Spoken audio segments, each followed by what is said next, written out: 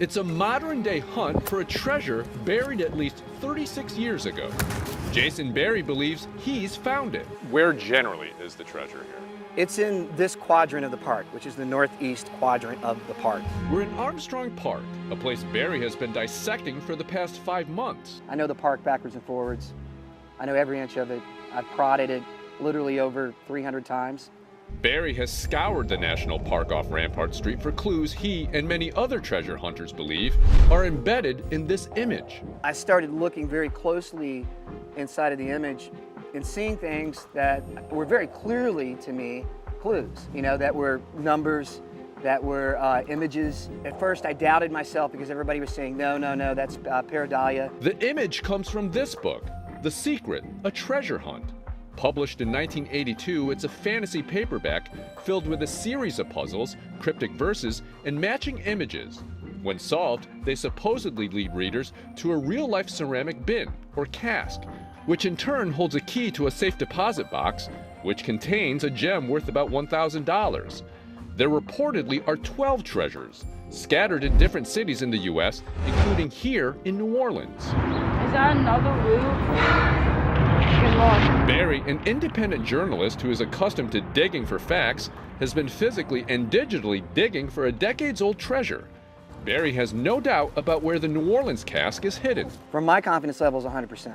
Everyone else will diss me on the forums and everything else. I have absolutely no doubt. I know exactly where it is. At one time or another, most of us have dreamed of finding some kind of buried treasure. Since the book's publishing, only 2 casks have been found. One in Chicago, one in Cleveland. A recent TV series on the book and its treasures is reigniting the pursuit, on the ground and online. It became Berry's obsession. I spent one day where I literally did a 16-hour dig in Photoshop and other applications into the image, just manipulating it, twisting it, turning it, and I still don't think I found everything in the image. It'll be difficult to verify the exact locations of these treasures. Byron Preiss, the author of the book and the brains behind the puzzles, died in a car accident in 2005. And the artist behind the images, well, he's not talking publicly about the treasures anymore. A virtual community of treasure hunters is now dedicated to unearthing the secrets the author took with him to the grave. For Berry, it means countless hours trying to decipher the references in the book's image for New Orleans. Take a look at some of his findings he posted on his treasure hunt video blog. For example, he says he found an image of a Catahoula, the Louisiana state dog. I found Louis Armstrong's image 3 times in the picture. Once, in one, he's blowing a horn. Berry says the clues kept pointing to Armstrong Park. See the handle of the mask in the picture? Berry says it's a major marker. He believes it represents the smokestack at this Sewerage and Water Board building. So if you look at the image as a whole, the smokestack over here is the handle. Of the mask. Yeah, right. The mask is actually a theater mask, which is the Mahalia Performing Arts Theater. With the help of another hunter in Mississippi, Berry also spotted hidden numbers, like this 19 tucked in a corner. Where you might see fingers around the mask's handle, Berry saw a 77. On the wrist, he saw a triangle. For months, Berry studied the numbers, symbols, and images, but he hit a wall. I ended up walking away from it. I went back in a couple of days later and put it in another tool. Suddenly, a coordinate popped out. It was an actual coordinate. With that breakthrough, Berry used the numbers as measurements for distances and degrees of angles in his method of triangulating certain zones, or what he calls vectors of the park. When I found that specific coordinate, I immediately jumped on Google Earth. I found that coordinate online and everything fell into place. I immediately recognized where to measure from, which was the middle of the 4th fountain. This is that 4th fountain in Armstrong Park. In his deep dive into the treasure hunt, Berry says he saw several themes. A recurring one is with the fraternal organization of the Freemasons, or the Masons. Berry says Perseverance Hall in Armstrong Park figures prominently in this puzzle, especially when incorporating the degrees he uncovered in the images.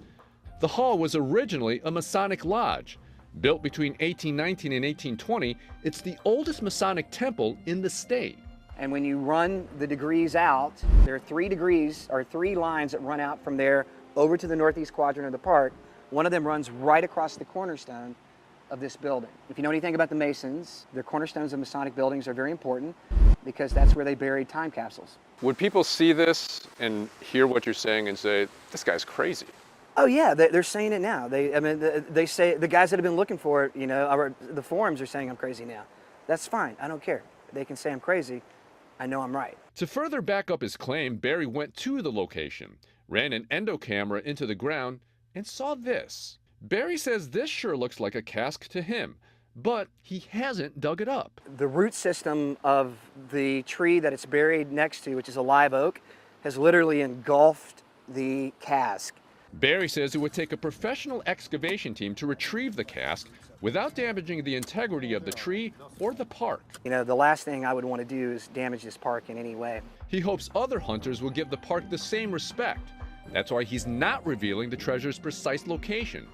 For Barry, it's less about secret gems worth maybe $1,000, Holy but more about the thrill of the hunt, something he believes was the author's plan. I think that's why he actually wrote the book. I think it was because he wanted families to get out there and explore these areas, these wonderful parks they have in these urban environments.